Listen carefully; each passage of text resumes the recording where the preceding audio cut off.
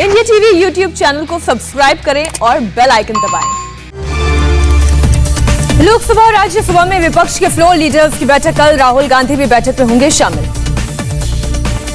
संसद में कामकाज नहीं होने के बाद कई विपक्षी दल मॉक संसद चलाने के पक्ष में, बैठक में होगा फैसला। पेगासस मुद्दे पर संसद में फिर भारी हंगामा, लोकसभा और राज्यसभा की कार्यवाही दोपहर 2 बजे तक के लिए स्थगित। लोकसभा स्पीकर ने विपक्षी सांसदों को हंगामे की जगह जनहित के मुद्दे उठाने को कहा, विपक्ष पर सुझाव का नहीं पड़ा असर। राज्यसभा में सभापति ने कहा, किसानों की समस्या पर चर्चा को तैयार, विपक्षी सांसद करते रहे हंगामा। संसद के बाहर कृषि कानूनों के विरोध में अकाली दल और बीएसपी का प्रदर्शन, हरसिमरत कौर बादल विरोध के तौर पर बीजेपी सांसदों को गेहूं की बालियां दे रही हैं। कांग्रेस नेता खड़गे ने पेगासस के मुद्दे पर सरकार पर किया हमला, कहा संसद में पेगासस पर चर्चा नहीं करना चाहती सरकार, सदन में चर्चा होने पर गरिमा खो देगी सरकार। कांग्रेस नेता अधीर रंजन चौधरी ने जासूसी कांड पर सरकार को घेरा, कहा इजराइल फ्रांस समेत दूसरे देश करा रही हैं जांच, मोदी जी को डर क्यों है। संसदीय कार्य मंत्री प्रहलाद जोशी ने टीएमसी पर किया हमला, कहा डेरेक ओब्रायन समेत टीएमसी सांसदों की वजह से नहीं चल पा रही संसद, विपक्षी दल बहस नहीं करना चाहता। लालू यादव से मिले मुलायम सिंह यादव, अखिलेश यादव भी थे साथ। असम और मिजोरम विवाद खत्म करने के लिए पीएम मोदी एक्शन में, असम के सांसदों से मुलाकात की, मिजोरम के राज्यपाल से भी पीएम ने मुलाकात की। असम मिजोरम की सरकारों का नरम रुख, असम के सीएम ने पुलिस को मिजोरम के राज्यसभा सांसद के खिलाफ केस वापस लेने का आदेश दिया। हिंसा मामले में शामिल पुलिस वालों के खिलाफ चलता रहेगा मुकदमा। असम पुलिस ने मिजोरम के 6 अधिकारियों को जारी किया है सम्मन, ढुलाई पुलिस थाने में आज पेश होने को कहा।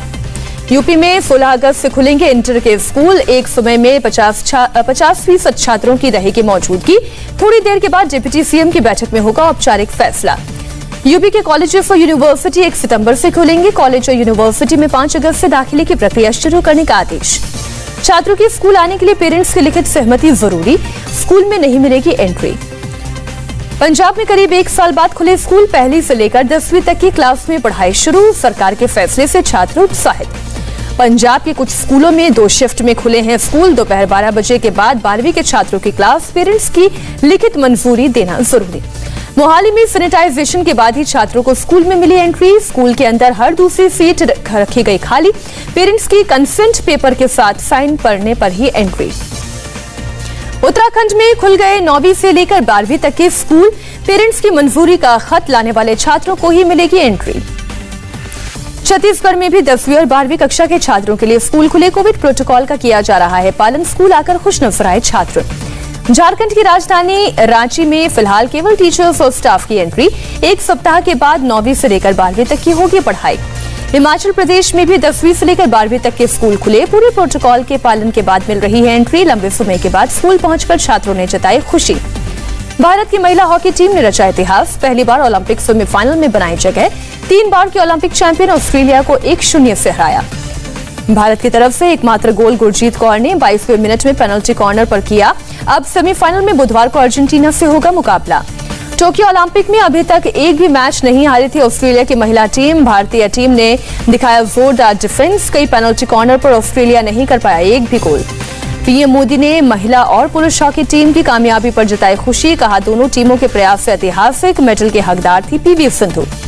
महिला हॉकी टीम की जीत पर प्रियंका गांधी का ट्वीट, हुर्रे लड़कियों ने इतिहास रच दिया। केंद्रीय मंत्री स्मृति ईरानी ने कहा, देश को महिला हॉकी टीम पर नाज, महिला हॉकी टीम की तस्वीर शेयर की।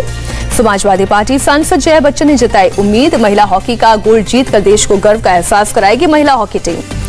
पूर्व क्रिकेटर वीरेंद्र सहवाग ने कहा, चक दे इंडिया, वाह वाला क्षण बताया, इतनी खुशी किसी जीत पर महसूस नहीं हुई। खेल मंत्री अनुराग ठाकुर ने महिला हॉकी टीम को दी बधाई, कहा टोक्यो ओलंपिक में इतिहास लिख रही महिला हॉकी टीम, ओलंपिक में हम पहली बार सेमीफाइनल में आए हैं।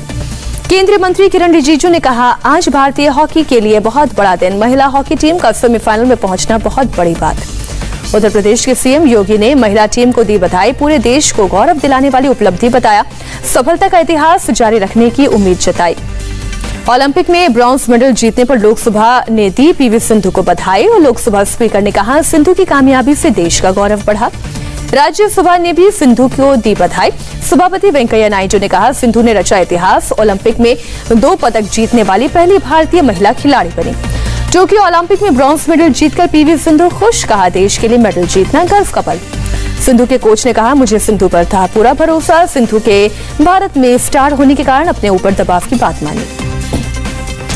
टोक्यो ओलंपिक में भारी विवाद, बेलारूस के एथलीट क्रिस्टीना को वापस बुलाने की हुई कोशिश, एयरपोर्ट से एथलीट को वापस लौटाया गया। क्रिस्टीना का आरोप, कभी भी दौड़ नहीं लगाने के बावजूद रिले टीम में शामिल किया गया। लापरवाही का आरोप लगाने के बाद ओलंपिक में हिस्सा नहीं लेने दिया गया। अंतर्राष्ट्रीय ओलंपिक समिति ने की बेलारूस के एथलीट से बात, क्रिस्टीना को दिलाया समर्थन का भरोसा। इटली के मार्सेल जैकब्स बने दुनिया की सबसे तेज धावक। टोक्यो ओलंपिक में पुरुषों की 100 मीटर रेस 9.80 सेकंड में जीती। टोक्यो ओलंपिक में अब तक 90 खिलाड़ी हुए पॉजिटिव। 1 से 31 जुलाई के बीच आयोजन समिति की स्क्रीनिंग में पाए गए संक्रमित। अपने पति राज कुंद्रा के पॉर्न फिल्म विवाद पर शिल्पा शेट्टी ने तोड़ी चुप्पी, बच्चों की खातिर परिवार की प्राइवेसी का ख्याल रखने को कहा। शिल्पा शेट्टी ने सोशल मीडिया पर पोस्ट कर मीडिया ट्रायल नहीं करने को कहा। बोली, मुझे कानून पर पूरा भरोसा। शिल्पा ने कहा, पूरे मामले पर मैंने अभी तक नहीं किया कोई कमेंट। मामला कोर्ट में होने के कारण नहीं करूंगी टिप्पणी।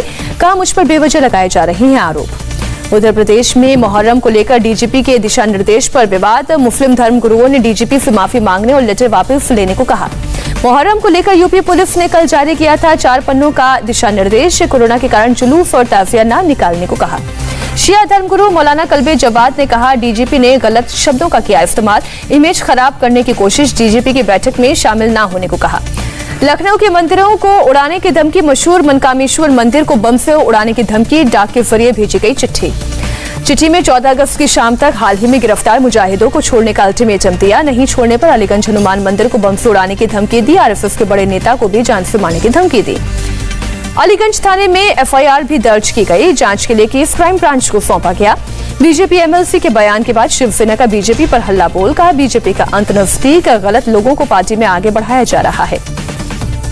बीजेपी के एमएलसी प्रसाद लाड ने अपने बयान पर मांगी माफी। कहा, दादर माहिम में इतनी पुलिस तैनात थी मानो हम शिवसेना भवन तोड़ने आए हैं। संजय राउत ने कहा, हमें ये माफी मंजूर नहीं, ऐसे नेताओं को सबक सिखाएगी जनता। बीजेपी नेता के बयान पर भड़के संजय राउत। कहा, बयान देने वाले एक्सपोर्ट इंपोर्ट के नेता बीजेपी के पुराने नेता ऐसी भाषा का नहीं कर सकते इस्तेमाल। महाराष्ट्र के सीएम उद्धव ठाकरे ने दी चेतावनी। कहा, थप्पड़ से डर नहीं लगता, ऐसा थप्पड़ मारेंगे कि सामने वाला उठ नहीं पाएगा। उद्धव ठाकरे ने कहा, अब आलोचना से नहीं लगता डर, आलोचनाओं का अच्छी तरह जवाब देना शुरू कर दिया है। त्रिपुरा की राजधानी अगरतला में फाड़े गए ममता बनर्जी के पोस्टर, टीएमसी ने बीजेपी पर लगाया आरोप। बीजेपी नेता शुभेंदु अधिकारी का आरोप, कोलकाता हाईकोर्ट के जज दिल्ली में एक घोटाले के आरोपी के वकील से मिला, पूरे मामले पर मांगी सफाई। बिहार के मंत्री सम्राट चौधरी का नीतीश पर निशाना। कहा, बीजेपी ने 74 सीटें जीती, गठबंधन सरकार के कारण 43 सीटों वाले नीतीश को बनाया गया मुख्यमंत्री। सम्राट चौधरी ने औरंगाबाद में कहा, बिहार में काम करना चैलेंजिंग, बिहार में 4 दलों की सरकार, चारों की अलग अलग विचारधारा। शाम को बीजेपी अध्यक्ष जेपी नड्डा से मिलेंगे कर्नाटक के सीएम बसवराज बोम्मई। कहा, कैबिनेट विस्तार को लेकर होगी चर्चा। उत्तराखंड में बीजेपी सांसद धर्मेंद्र कश्यप और उनके दोस्तों पर केस दर्ज। अल्मोड़ा के जगेश्वर धाम के पुजारियों के साथ बदसलूकी का आरोप। आज भी ईडी के सामने पेश नहीं होंगे महाराष्ट्र के पूर्व गृह मंत्री अनिल देशमुख। ईडी से कॉपी मांगी। कहा, अब भी इलेक्ट्रॉनिक मोड के जरिए बयान देने को तैयार। जम्मू कश्मीर के सांबा में फिर दिखा पाकिस्तानी ड्रोन। सांबा की एसएसपी ने की पुष्टि। कहा, बारी ब्राह्मणा इलाके में 4 अलग अलग जगहों पर संदिग्ध ड्रोन देखे गए।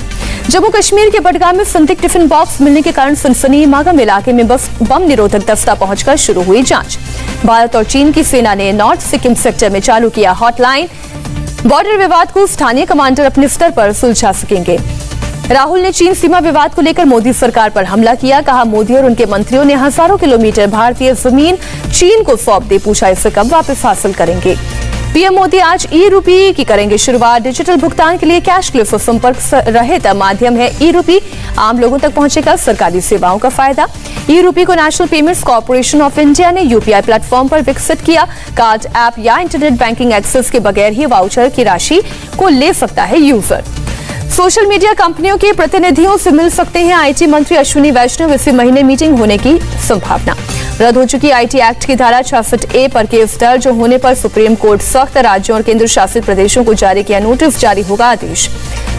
अच्छी बारिश के बीच मौसम विभाग ने दी खुशखबरी। अगस्त सितंबर में होगी सामान्य से अधिक बारिश। कोरोना के 3rd वेव के आने से पहले राहत भरी खबर। कोवैक्सीन डेल्टा वेरिएंट पर प्रभावशाली। देश में बीते 24 घंटे में कोरोना के 40,000 से ज्यादा नए केस, 422 संक्रमितों की हुई मौत। यूपी के सीएम योगी ने ली कोवैक्सीन की दूसरी डोज, लोगों से टीका जरूर लगवाने की अपील की, कहा जीत का टीका लगवाएं तभी कोरोना हारेगा, भारत जीतेगा। महाराष्ट्र के मंत्री आदित्य ठाकरे ने कहा हम रोजाना 15 लाख दे सकते हैं वैक्सीन, लोगों को जल्द से जल्द वैक्सीन दिलाने की कोशिश। मंगलुरु में कोरोना वैक्सीन सेंटर पर दिखी लोगों की लंबी कतार, सड़क पर गाड़ी पार्क कर लाइन में लगे लोग, इलाके में जाम जैसे हालात। केरल में कोरोना के 20,728 नए केस, 24 घंटे में 56 लोगों ने दम तोड़ा। फाइजर मोडर्ना ने यूरोपीय संघ के लिए बढ़ाई टीके की कीमत, अब फाइजर के टीके की कीमत 19.50 यूरो होगी, वहीं मोडर्ना की वैक्सीन की कीमत 25.50 यूरो होगी। ब्रिटेन अगले महीने से 3 करोड़ से ज्यादा लोगों को देगा कोरोना का बूस्टर डोज, ब्रिटिश अखबार द टेलीग्राफ की खबर। दिल्ली में फिर खतरे के निशान के ऊपर पहुंचा यमुना नदी का जलस्तर, हथनीकुंड बैराज में और पानी छोड़े जाने का असर।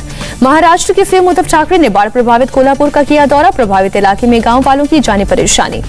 उद्धव ठाकरे ने कहा सरकार मुसीबत में आपके साथ, राहत पैकेज और राहत सामग्री को लेकर जल्द कैबिनेट की बैठक में लेंगे फैसला।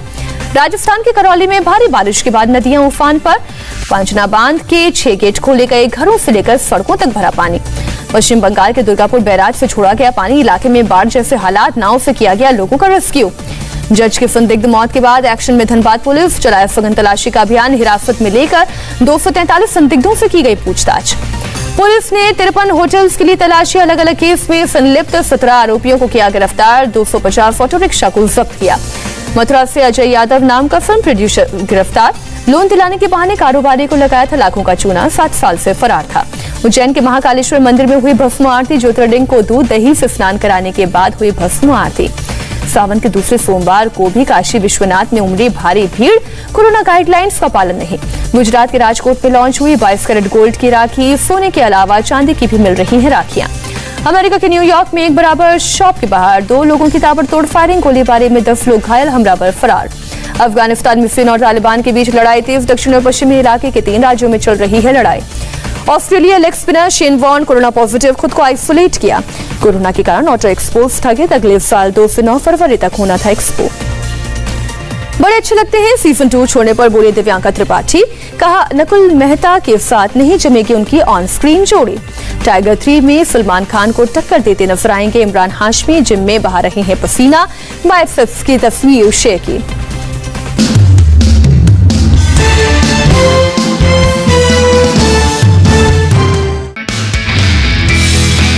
नमस्ते, मैं हूं मीनाक्षी जोशी। वीडियो और खबरों से अपडेट रहने के लिए India TV YouTube channel subscribe करें, बेल आइकन दबाना ना भूलें। जुड़े रहें इंडिया टीवी के साथ।